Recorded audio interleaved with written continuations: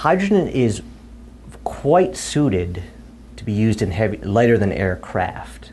So the vast majority of all Earth chemistry consists of just 4 elements, the CHON elements: carbon, hydrogen, oxygen, and nitrogen. So here you can see, drawn a scale. I've drawn the electron clouds to scale, and you wouldn't be able to see the nucleons actually, but you can see here hydrogen with 1 proton and 1 electron. That is not just the lightest element, that is the lightest element you're ever going to get. And by way of comparison, here's your atomic masses. Hydrogen isn't just lighter than any other common element, it's lighter by over an order of magnitude. So once mankind was able to generate appreciable quantities, Jacques Charles and the Montgolfier brothers immediately thought, hey, why don't we put it in a balloon? Okay, so for the first to fly were the hot air balloons, but very soon after we got the gas balloons, and these are to this day called Charles-type balloons after Jacques Charles. Although we've pretty much stopped using hydrogen for actual human flight, there is one big application remaining, and that's weather balloons. The number of weather balloons is actually large enough that it would affect the helium market. And research organizations generate their own, either buy or generate their own hydrogen to fill their weather balloons, radiosondes they're sometimes called. Lifetime later, in the pantheon of rocket scientists, Tsiolkovsky would be, I don't know, Kronos. But Tsiolkovsky was the first guy who really took it beyond fireworks, saying, oh wow, look at that. But he was the first guy who really understood what was going on. And to this day, the fundamental analysis of rocket, the first and last equation, is called the Tsiolkovsky equation to this day.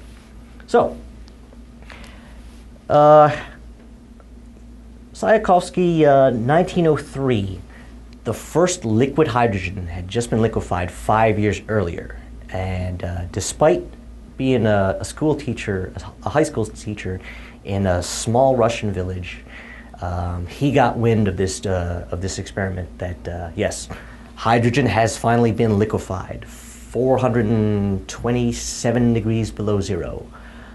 And so he wrote in his paper, at the present time, the transfer of hydrogen and oxygen into their liquid states, no problem, it's done, solved problem.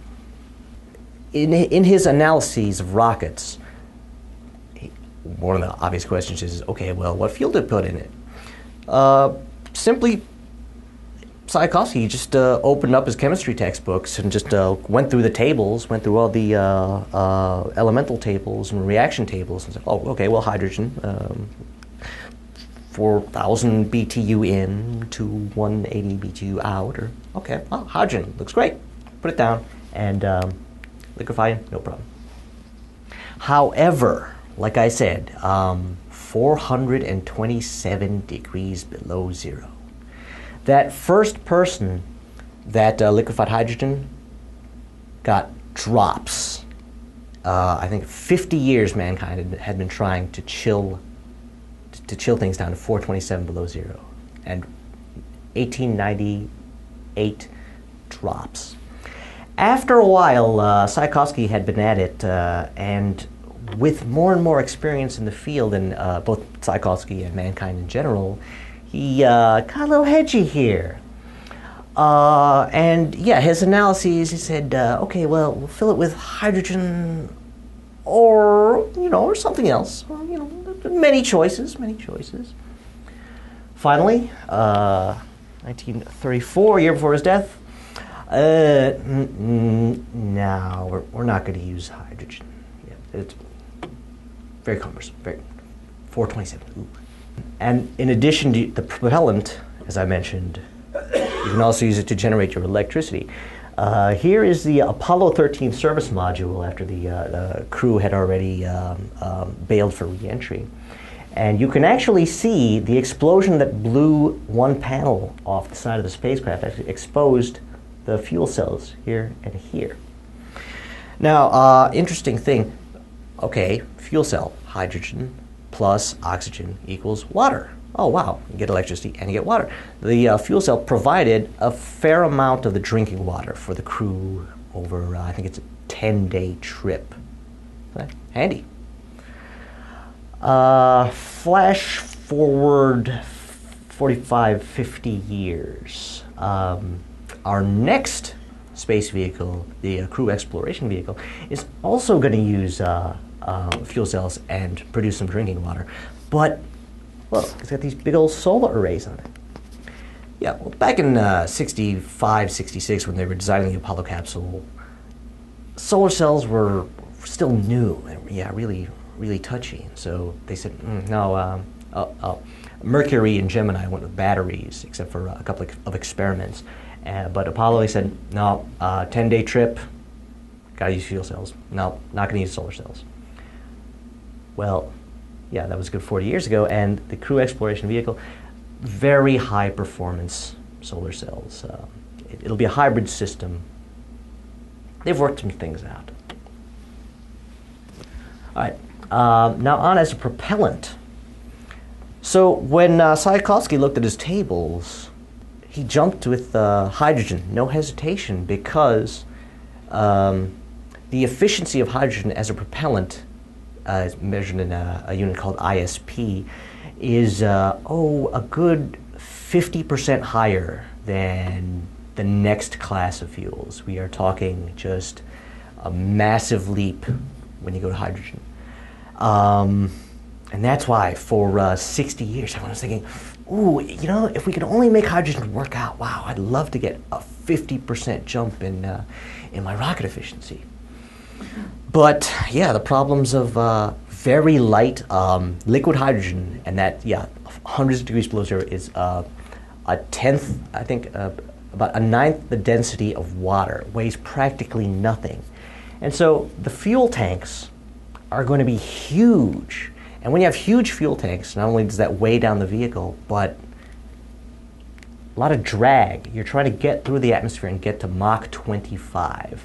Drag gonna bite you.